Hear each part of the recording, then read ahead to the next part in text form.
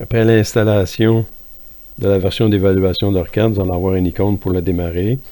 Sinon, vous pouvez le démarrer aussi dans les applications ici, au niveau de O pour Arcade, Trial 17.4 2019 et C Capture CIS. Donc, il y a une nouvelle présentation de départ. On a un thème foncé qu'on va pouvoir changer.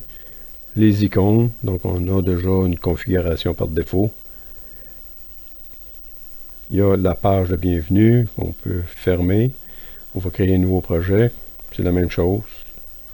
File, New, Project. On va créer un dossier dans C ou n'importe où.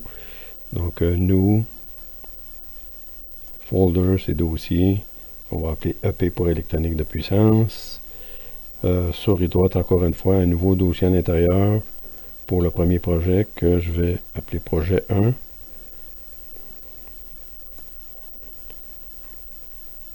Je clique dessus, je choisis le projet et je vais l'appeler test 1. Et on active la simulation PSpice. On accepte ça. Donc si on vient ici, le schéma, la page, je peux effacer ça comme d'habitude. Les options ici, si on veut au niveau des préférences, revenir en schéma clair ou blanc, on va pouvoir le faire. Donc je vais quand même garder les valeurs par défaut. Ce qu'on peut changer aussi, c'est la couleur des fils, la couleur des identifications des pièces, le body, comment il est dessiné. Donc tout ça, c'est des choses qu'on peut modifier si on veut. Donc je vais garder ça. Les thèmes sont. Même chose si on veut changer l'extérieur pour revenir un peu comme c'était avant. Donc on peut revenir avec une présentation claire. Donc il faut redémarrer par contre ici, c'est ça qui est indiqué. Donc on va laisser faire pour ça. Cancel. OK. P pour placer des pièces. Au niveau des librairies, c'est l'icône ici. Donc on peut rajouter une librairie, par exemple Thyristor, THI, Thyristor.olb, Open. On peut rajouter une autre librairie aussi comme X6, c'est comme vous voulez. Mais la librairie de Thyristor va avoir tout ce qu'on a besoin. X6.olb. Pour les dessins que vous avez déjà dessinés avec cette librairie-là. Maintenant, si je fais un CTRL A, je clique ici, CTRL A, et ensuite on va chercher Vecin. Vous voyez qu'on a les mêmes composants. Vecin, Chap, P pour une résistance. Donc, est-ce qu'on a des symboles ici qui sont différents un peu. PSpice, c'est un symbole PSpice. Donc, R, on peut placer un. On peut retourner avec la touche R. W pour les fils.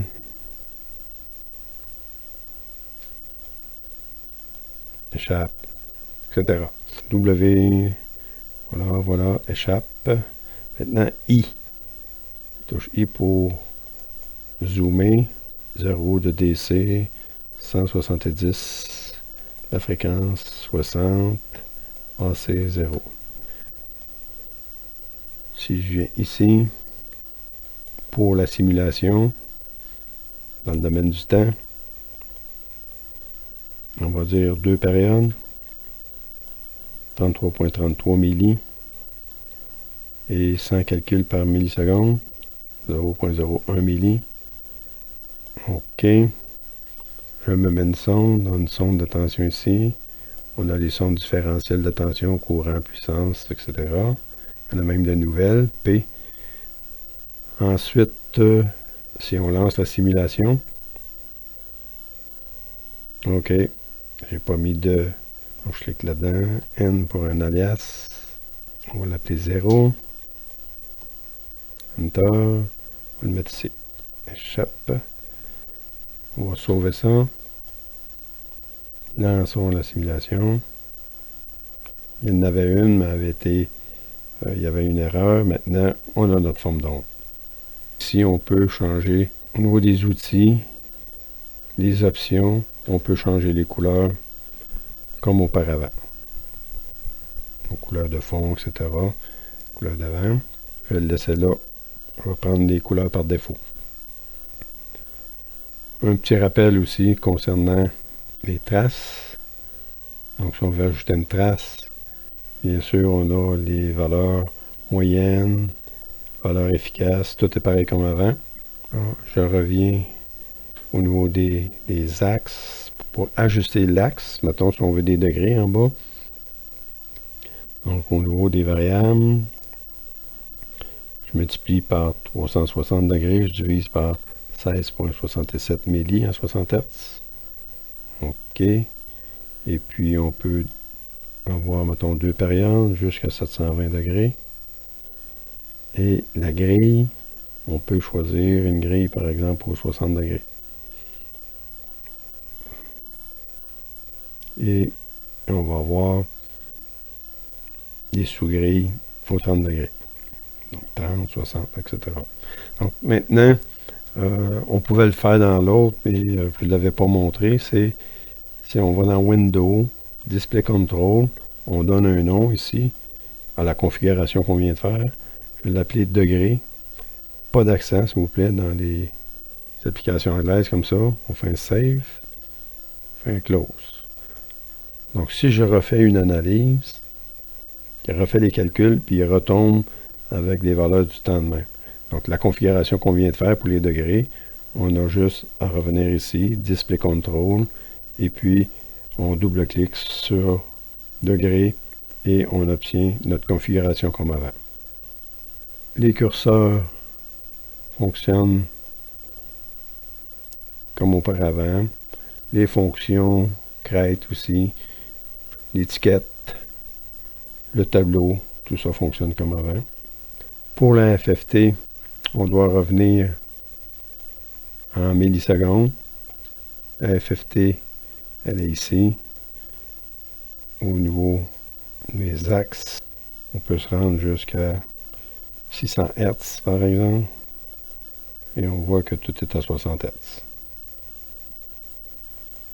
Maintenant, je vais passer à un circuit de cycloconvertisseur. Le schéma du cycloconvertisseur 8 segments. Les triacs sont utilisés pour simplifier le schéma au lieu des thyristors, mais on pourrait utiliser deux thyristors avec leur source d'impulsion. Lorsqu'on veut éditer les sources, si je sélectionne celle-ci, la touche contrôle, je clique pour sélectionner toutes les sources. Ensuite, souris droite, éditer les propriétés.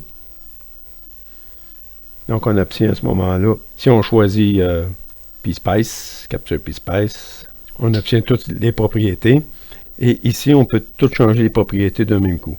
Donc, souvent, au niveau des cycloconvertisseurs, il faut changer la période ici. Ici, j'ai une période de 50. Ici, par exemple, si je veux changer la largeur d'impulsion à 400, donc je peux changer celui-là. Ensuite de ça, c'est comme dans Excel. On peut glisser et on change toutes les propriétés du même coup. Donc, ça va plus vite pour éditer. Puis je reviens au niveau du circuit.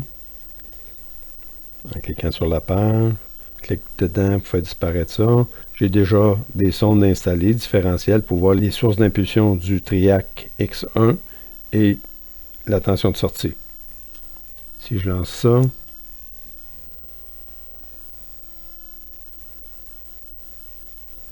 c'est prêt. Donc on a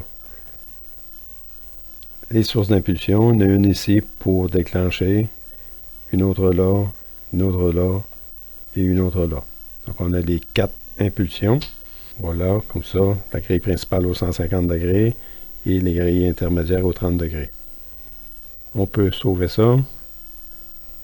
Windows, Display Control, c'est celui-là ici. Save. Yes. Voilà. Les sources d'impulsion ici, j'ai fait multiplier par 5 pour voir mieux les voir. Sinon, par défaut, les sondes vont vous donner des petites impulsions comme ça. Pour la FFT, bien sûr, il il faut que ce soit des millisecondes ici, non pas des degrés. Donc on peut tout simplement revenir faire un calcul, mettre en millisecondes et demander la FFT. Pour la FFT, bien sûr, la durée de l'analyse, vous voyez ici, c'est la période complète, donc ça va bien aller. Donc si je fais un FFT de ça, et qu'on vient à la grille, on va regarder les 600 premiers Hertz.